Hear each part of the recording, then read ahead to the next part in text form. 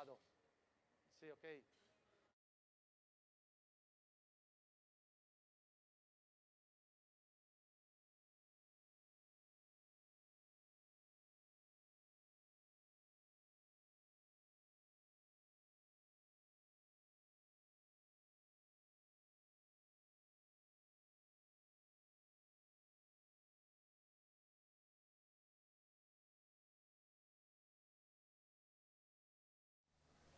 Seconda corsa, cavalli di 3 anni, sono in 11, 1 Day Love Dipa, 2 Devi Lady con Carmine Piscoglio al posto di Roberto Vecchione, 3 Don Tony Jet, 4 Dior Alter, 5 Duncan Magic, 6 Dulcinea di Casè in seconda fila, 7 Diablo GV, 8 Diamante Call, 9 Divina Bread, 10 Donatello, 11 di Kiki Alor.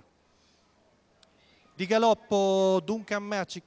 Numero 5 Duncan Rompe anche il numero 8 di squalificato. Diamante Call. È Dulcinea di Casè che prende il comando nonostante il 6 ed è in vantaggio su Day Love Dipa che è seconda alla corda.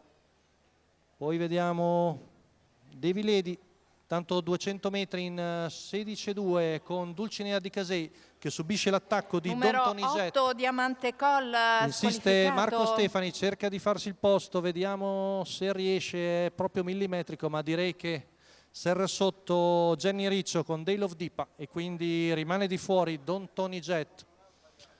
Poi gli altri un po' più staccati con quindi Battistrada alla fine. Andrea Vitagliano e con la sua figlia di Nadal Shiba che arriva ai 600 in 47,2. In seconda pariglia c'è di Kiki Alor con Gennaro Amitrano, mentre lungo la corda sono Devi Lady e Donatello. Ha preso la via del largo anche Divina Breed, intanto il giro va via in 1,3 appena abbondante. Si sono formate 3 pariglie, poi Donatello e Diablo GV in corda. Siamo ormai in prossimità del primo chilometro, sempre con Dulcinea di Casei che lo passa in 1,18,9.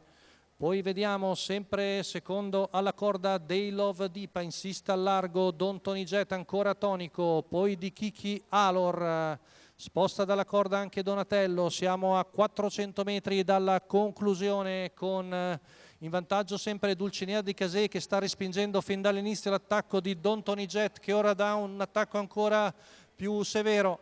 Siamo a poco più di 200 metri dalla conclusione, ultima curva passata in 15,2, retta d'arrivo, si presenta in vantaggio Dulcinea di Casei, attaccata da Don Tony Jet, a largo di tutti c'è anche Divina Breed, di dentro Day Love Dipa, arrivo molto serrato e sul palo sono 3 cavalli vicinissimi, forse Day Love Dipa di dentro. 1,17,1 la media al chilometro, arrivo serrato anche in questa corsa.